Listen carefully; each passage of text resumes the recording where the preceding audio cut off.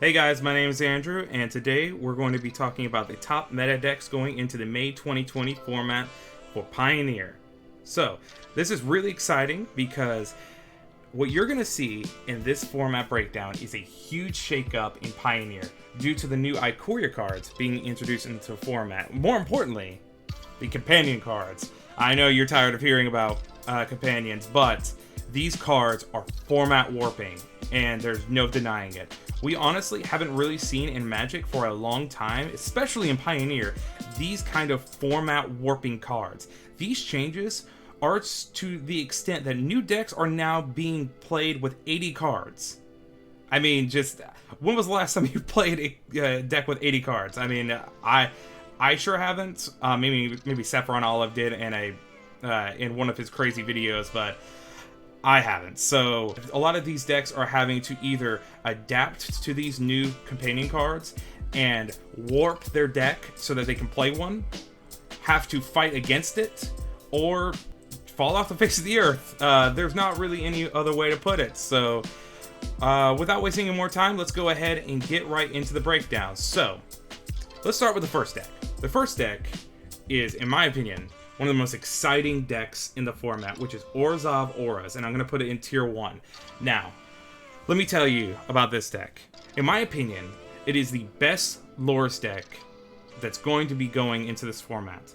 I played it already myself twice in 2 leagues, and if I were to describe this deck in one word, it is resilient. You don't have to worry about just immediately losing to kill spells, like you would in like Boggles or like Infect. This is not that type of deck. This is more of a enchantment style deck. You're playing stuff like Favored Hoplite, which is really good against aggro decks. It's really good against control decks because you're able to recur cards with stuff like Saram. If they kill, if some of the control decks, like blue-black control decks, you're going against, get one of your creatures killed with a Hateful Eidolon on the battlefield, you can just draw that many cards all over again. A lot of the enchantments are really, really powerful because you got stuff like Sentinel Eyes, which you can escape for 1 mana. I mean, escaping for 1 mana comes up a lot. Being able to, with Grip Spoon, I think it's called, giving it flying is really good and isn't a whole lot, and being able to recur over and over and over again. And if all said and done, they wipe your board twice. I've actually played through 3 Supreme Verdicts in one game, and all I had to do was just slam Loras, and then I get back a... I seriously got back a Favorite Hoplite and then conceded. Like, this deck is so good. Now, I will tell you this. There are some decks that I'm going to be talking about that expose a big weakness, which is some of these combo decks. If you're not killing them quickly, you are going to be outvalued. Some of these cards, like the Yorion decks that we're going to be talking about, are just so over the top.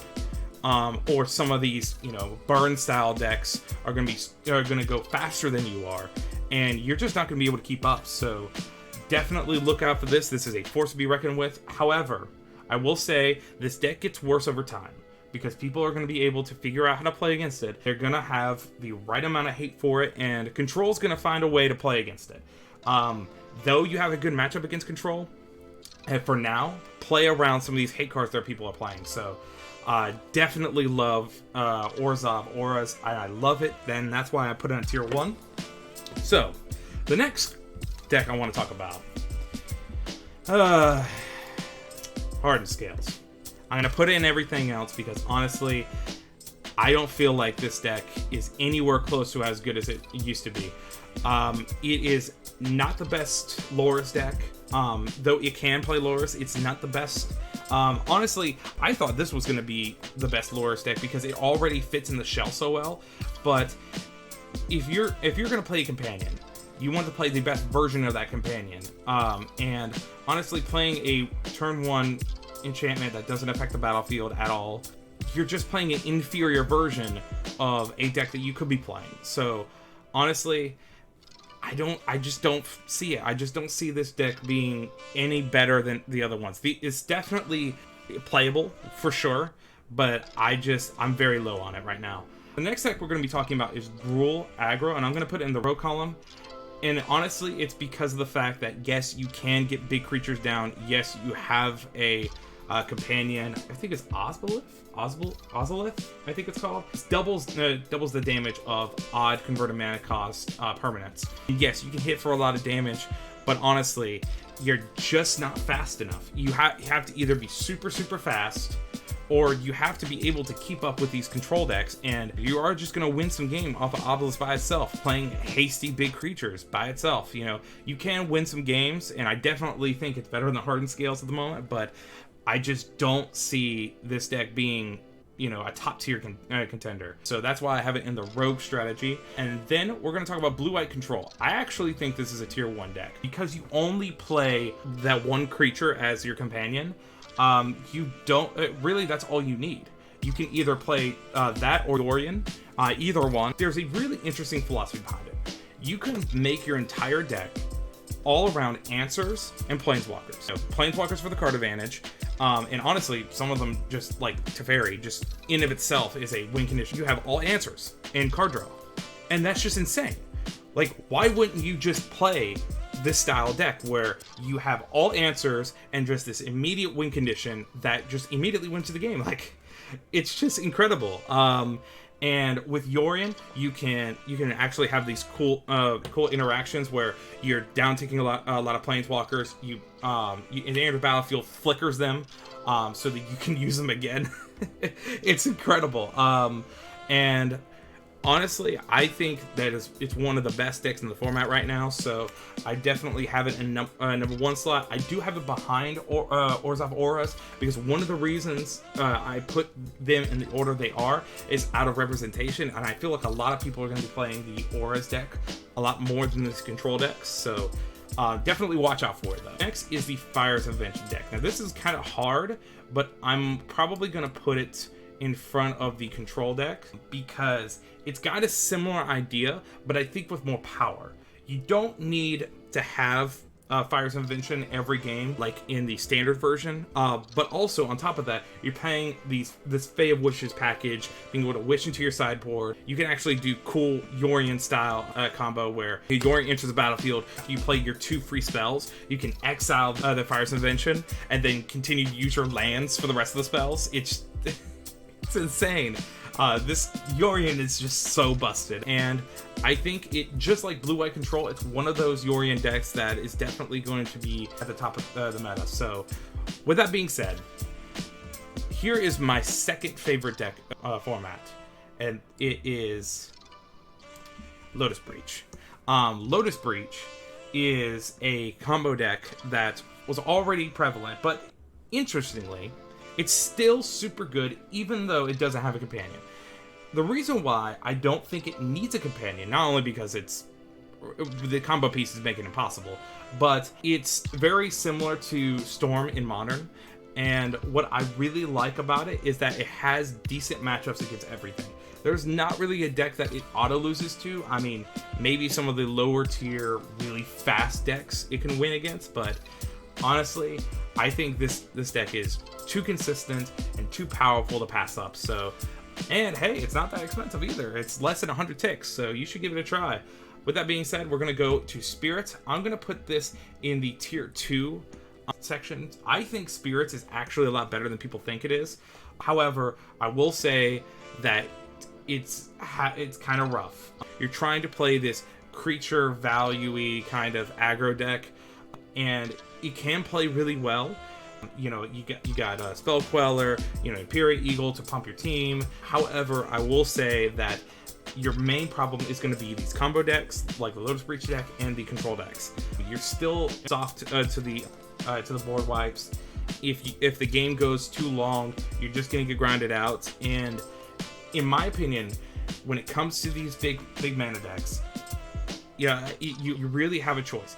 Either you are going under them, which honestly, as a Spirits deck, you're not going to go under them as well as other decks, or you got to go over the top, and you're kind of in the middle there, and you're not really going above or below them too well. So with that said, it's still a formidable deck. You can still 5-0 with this deck, but I personally don't think it's as good as it used to be. It was definitely a tier 1 deck if we were talking 2 months ago, but In a day of companions, I don't think it's quite there yet, and especially not the best deck you could be throwing one of the companions that's out there in it right now. So, with that said, we're going to the next deck, which is a kind of a new one. This is a Aristocrats style deck. I'm actually going to be putting this in tier 2. This is a new style deck. This is a deck playing Loris. It's an Orzhov Aristocrat style deck. And the idea of the deck is you're playing this kind of grindy Aristocrat style deck where you're sacrificing your creatures over and over again for value, gaining life, and then it has this end game where you play the card, you resurrect all of your creatures, and you slam it all at once, and you just win the game off of that by itself. Now, is it the best Loris deck? It's one of the best ones in my opinion. I think it's actually really, really good. I'm very close to putting it tier 1.5. It's close. It's really close. But for now, I'm going to put it at tier 2 until I see more results. And that's kind of why it's so difficult, because we don't have enough results. And I don't think time has gone long enough to where we have definitive answers with some of these decks. But I think this is one of the ones to really look out for. So, with that being said, let's go to Burn. And Burn, in my opinion, is one of the pillars of the format. Burn is incredible against combo decks. It's great against the control decks. I will say you're going to struggle against auras, but I really think Burn has its place in the meta. And though you are going to lose bigger over-the-top decks if you just don't kill them in the first 2 or 3 turns, first 3 or 4 turns, but really, honestly, some of these Burn decks, especially with, again, as I said 1,000 times, Loris, the deck has become really resilient and it's really powerful. So there's not really a whole lot more to say about it. Burns, burn, you know. So with that being said, let's go into a very interesting one. I was really tempted to keep it at tier 1, and if I had 1.5, I would put it here, but I'm gonna have to I'd still put Dimir Inverter at tier 1. Like this deck is one of the best in the format, but honestly, it is fallen from its graces a lot. Dimir Inverter, unfortunately, does not have a companion that works with it very well.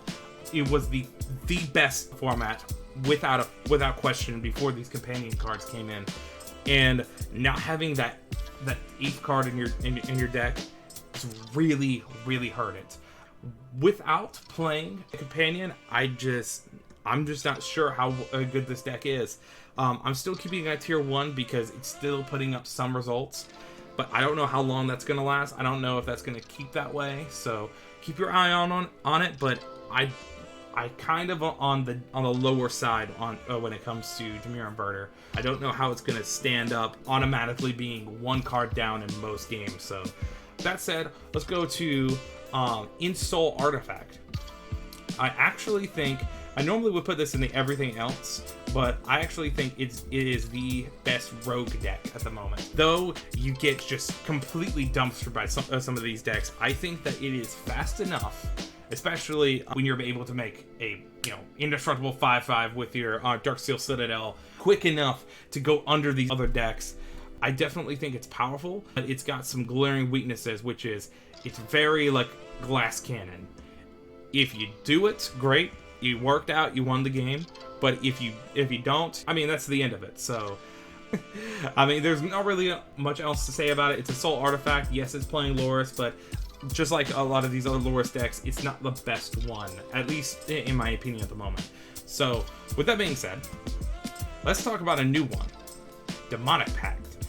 I still kind of want to keep this in the rogue area because with Doom Foretold, it's interesting.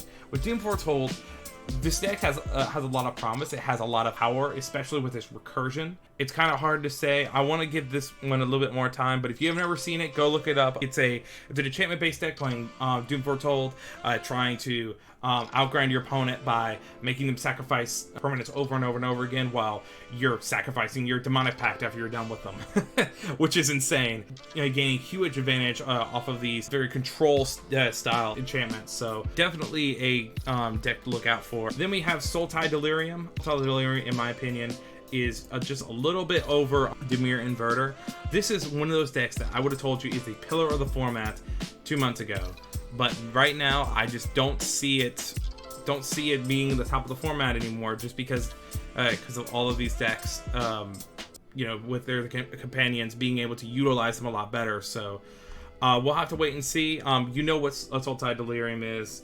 You know, we've had it here before. Not a whole lot has changed with it, at least not any more than some of these other decks are. So I still think it's very powerful, but it might be going down to tier 2 soon. So going on to Helia Combo, I actually seen some of these Yorion style Helia Combo decks, and I think it is definitely tier 1. I think this is one of the better pre-existing decks to make it out with a new companion and work really well with. I think that the Helia Combo is still incredible, but what's really cool about it is that when you don't have the combo, it still plays pretty well. So I would definitely still look out for it. I still definitely think that it is not the best combo deck right now. I still think that's Lotus Breach, but if you're looking for a white base combo deck that has the ability to play long, that's the one you want to play. So that being said, the last one, and oh my god, I wish I could put this higher, but I'm gonna have to put Nizzards Reborn at tier 2. I think it's a lot better than people think it is, but here's the tough part. Though it can get a lot of advantage, playing your Nizzards, drawing a bunch of cards, unfortunately, it kind of has the same problem with control decks are going to be having, which is you're going to have to be fighting against these not only people going under you, but also you're going to have to continuously try to stay alive up to the point where you can, play your Nizzards, draw a bunch of cards, and win the game off of that. And I'm not sure if you're going to be fast enough, or you're going to be able to stay alive for long enough. If I'm going to be playing a grindy, value-y style deck, I would definitely, in my opinion, be playing Pirates of Invention decks, or I would be playing something like Blue-White Control, which is a more, generic style control deck that's just splashing for a win condition. Those are the two routes I would go for. Though I love Nizzards, I love it so much, I'm not as high on it as most other people. So, with that being said, that is my top tier list. I'm going to put here in tier 0, there's no real tier 0 deck, but I'm going to just put these out as 3 of them I want you to look at. These, in my opinion, are going to be the pillars of the format. These 3 right here. Orzhov Auras, Lotus Breach, and combination of some Yorion deck. I think Pirates of Invention is my favorite out of the Yorion decks, but really any of the Yorion decks can go here. Just those 3, in my opinion, are where we're at right now. Now things can change. Maybe Mirror Inverter is actually a lot better than I think it is and might come back to where it was. I just don't see that, but regardless, I think these are the 3 decks I think you should look out for. So with that being said, thank you so much for watching my video. I really appreciate it. Give me a like, subscribe, and hopefully, if you don't mind, putting a comment in the comment section telling me how wrong or right I am. And with that being said, that's the video. Thank you so much for watching. I really appreciate it. And yeah, see you next time. Goodbye.